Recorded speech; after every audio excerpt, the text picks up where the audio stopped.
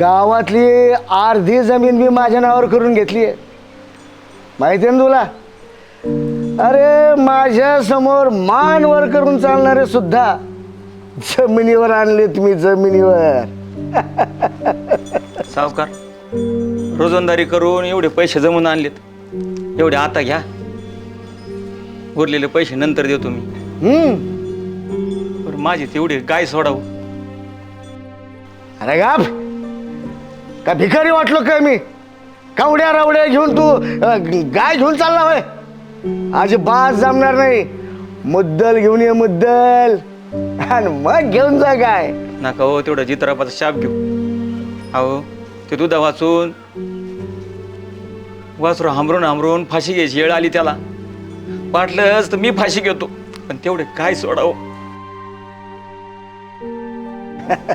तू फाशी घे, फाशी घे तू, पण हा मरायच्या आधी आहे ना घरातलं ते किडूक मिडूक सोनं नाणं तेवढं माझ्याकडे आणून दे. नाही आमची मुद्दल तरी तेवढीच निघेल. मालक, अहो लय लेकरावने जीव लावला ओ गाईला. ते गेल्यापासून घरात करमना आम्हाला, आणि ते वासरू हांबरून रातभर नुसतं ओरडतं. काही बी सुचना आम्हाला. तेवढं एवढ्या वेळेस, फक्त एवढ्या वेळेस माफी करा. अजिबात जमणार नाही. चालले घेतून चाल. एवढ्या वेळ दया करा. नाही जमणार, सांगितलं नाही एकदा.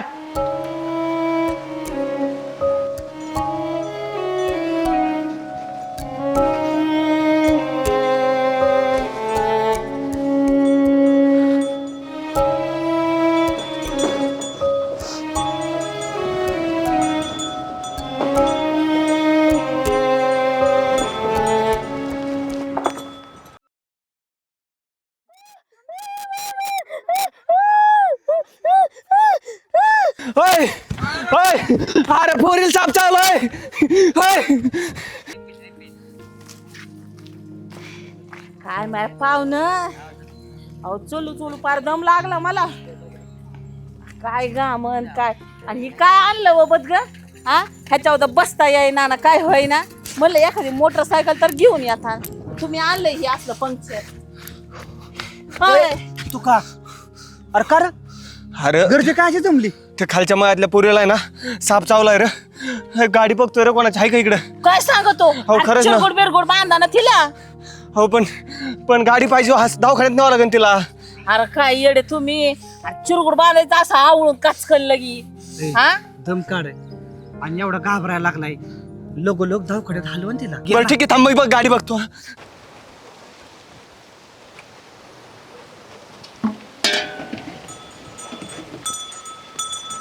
अरे का ना, माझी गाय आणि इकडे कस काय रे? अरे भाऊ, ही गाय ती वासरू आहे ना, आजपासून कधीच वेगळं होणार नाही. असं? अरे पण माझ्याकडे सावकाराला त्याला पैसे नाही ना रे. अरे सावकाराचं नाही तर पैसे कोणाला येणार? पैसा सावकार नाही म्हणजे?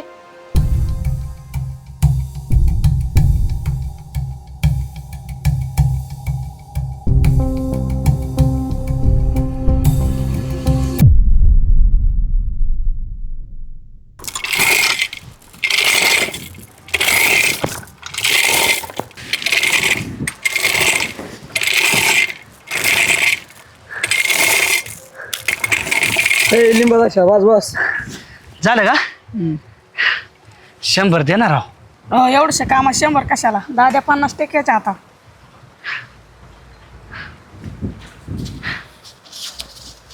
येऊ का? काय असेल परत काम तर सांग मला.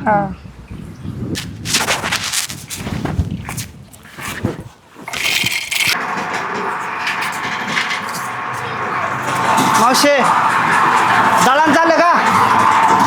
दर्द एवढी थक बाकी जमा करा.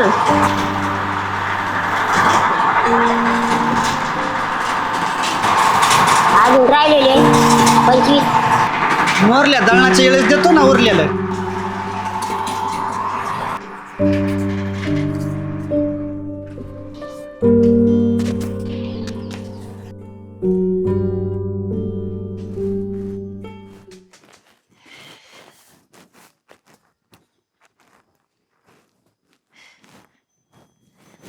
आयो आरामशीर झोप. अरे लय कार करून वाजत आहे हे. अगं नाही पडायचं, काळजी करू नको, आरामशीर झोप. नक्की ना? हा. नाही तिकडं घर पडलं, इथं पडायचे मी. अगं नाही पडत, तुला काय लागलं तर मला आवाज दे. बरं आहे. हा, काय लागल्यावर मला सांग. हा तू जा हात पाय फोडून.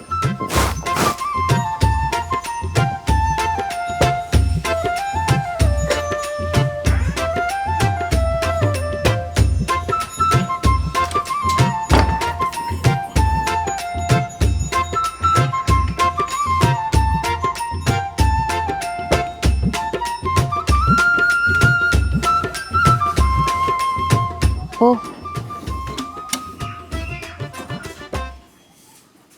अरे तू कसं काय आता आली? बाहेर झोपायचं ना. आपण रोजच्याला तर आपण वेगळंच झोपतोय. आज आई, आपण जर वेगळं झोपल्यावर आईला काय वाटन, म्हणून आतमध्ये आले. बरं मग तिकडे तरी झोप. उठ.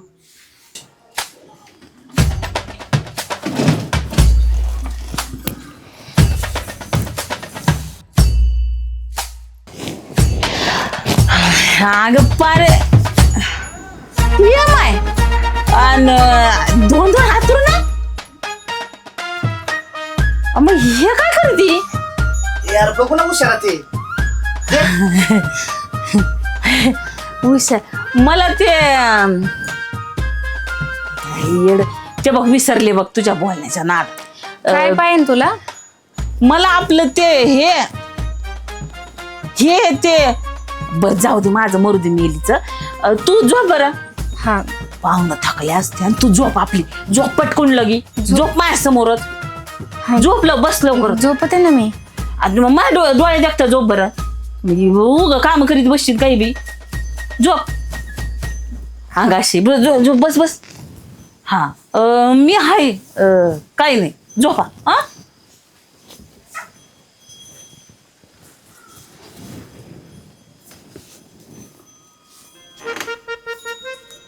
गेली की म्हातारी आता. जा झोप पलीकडे.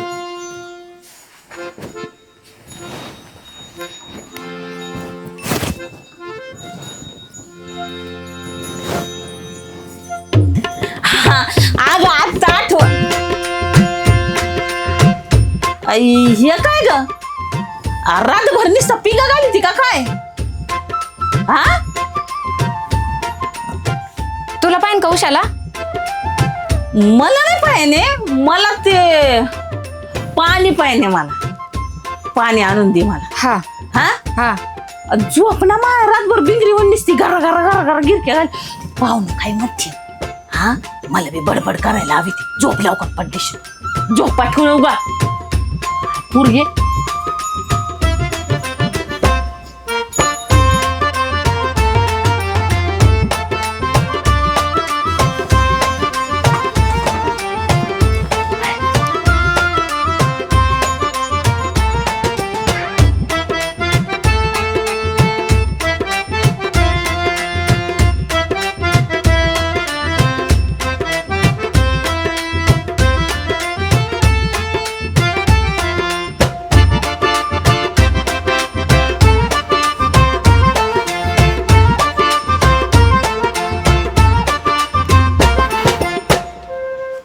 अरे झोपली का नाही? घे झोपून येतं. नाही, आई झोपल्यावर मी आज झोपते तिकडं. काय आला? म्हातारी परत येईन. झोप इथंच.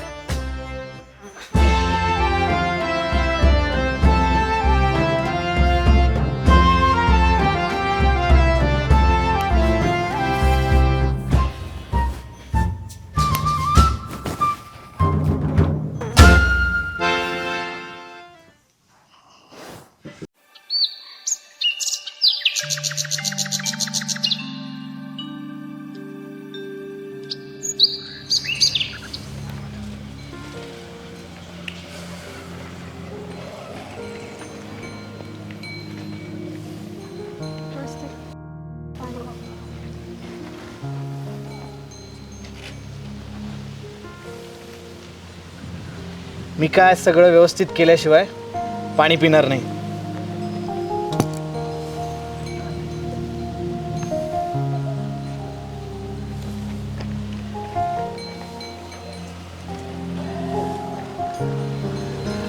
मास्तर राम राम. मामी राम राम. राधे, हा कशाला आला आपल्या घरी? थांबा, हा स्वतःहून इथे आलेला नाही, ह्याला मीच बोलावून घेतलंय. आणि आज जे मी इथे सांगणार आहे ते सगळ्यांनी शांतपणे ऐकून घ्या. आजवर मी या पोराला उन्हाळ समजत होतो, वाटलेलं आपल्या राधेचं आयुष्य उद्ध्वस्त करेल. पण माझी चूक झाली. ज्या दिवशी माझी गाडी बंद पडलेली ना, ह्या पोरानं त्या दिवशी नुसतं माझी गाडीच नाही तर माझ्या मनाला लागलेली काजळीसुद्धा साफ करून टाकली. अहो, ह्या पोराचं गॅरेजच्या कामामुळं हात काळं झालं असेल, बट त्यामुळे ह्या पोराचं मन काळं नाही, उलट त्याचं मन आरशासारखं स्वच्छ आहे. अहो, तालुक्याला स्वतःच्या हिमतीवर पोरानं स्वतःचं गॅरेज उभं केलंय. आज हा कोणाच्या तुकड्यावर जगत नाही, आज हा स्वतःच्या पायावर उभा आहे. राधे, तुझी निवड चुकली नाही बघ. प्रामाणिकपणा ह्या पोराच्या रक्तात आहे. राधा, तालुक्यात पहिला क्रमांक मिळवणारी तू माझ्या एका गैरसमजामुळे तुझं कॉलेज बंद झालं बघ. याची खरंच मला खूप खंत आहे. पण आता तुझा हा हुशार हात ह्या कष्टाळू आणि प्रामाणिक मुलाच्या हातात पडलाच पाहिजे बघ. मास्तर, तुम्ही बोलताय तेच खरं आहे, पण माझ्या मुलीला कोणी नाव नाही ठेवलं पाहिजे एवढीच मला भीती वाटते. सोडा आता हा विषय. असा हिरा परत मिळणार नाही. राधा, इकडे ये. कृष्णा,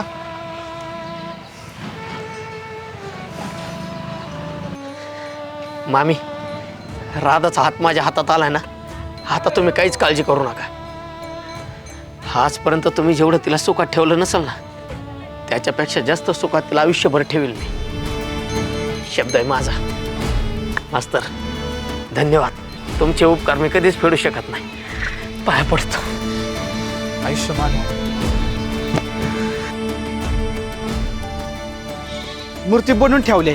अहो, मला खोलून तरी दाखव नेमकं कसली आहे मूर्ती ती.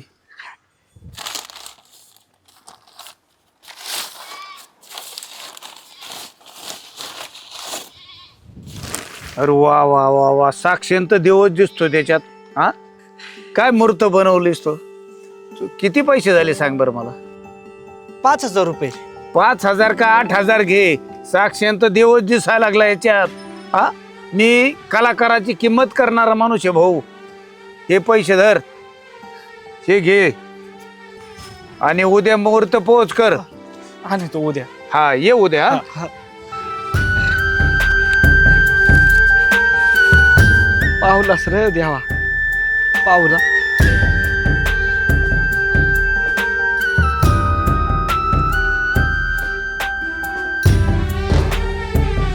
काय झालं? मूर्ती आवडली आहे का नाही? आवडली? अगं लय आवडली त्यांना.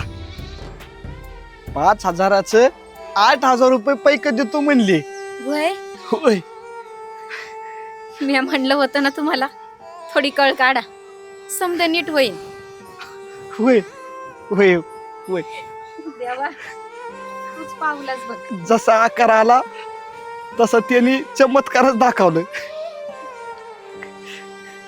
माय माय माय माय, पाहू ना, अक्षी देव उभा दिसतोय बघा. काय रेखीव मूर्ती काढली हो तुम्ही. लयच कला आहे हो तुमच्या हातात. बघ पुरी, 3 पिढ्यांनी देव घडवली. या हातानं त्याची कला दाखवलीच. अक्षी देव उभा दिसला बघा मला. मला ना लयच भारी वाटतंय बघा. चला येते मी. पुढं घरी. अगं येऊ, तुला राहायला घर कुठं हाय? विसरली का काय ग तू? ये मग घर पडलं ना.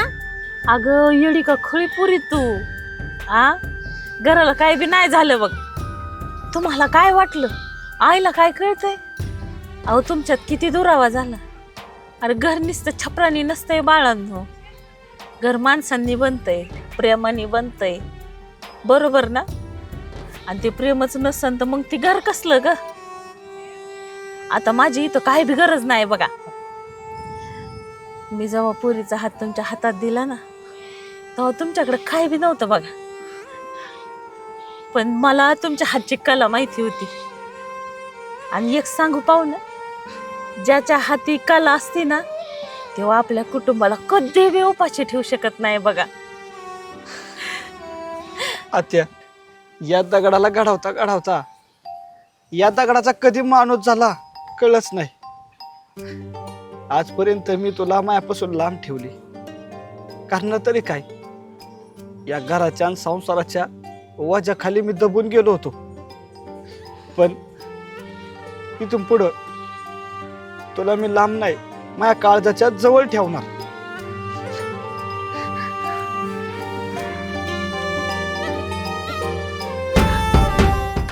पाहुणं, मला माहिती माझ्या लेकीला तुम्ही लय सुखात ठेवणार आहे. पण उद्या जर माझ्या जीवाचं काही बरं वाईट झालं तर ह्या मूर्तीसारखी माझी बी मूर्ती बनवायची, मग माझ्या जोडीने पाया पडायचं बर का.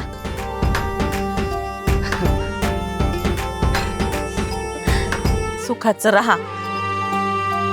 पण आत्या, त्याला दगड किती मोठा लागल. आ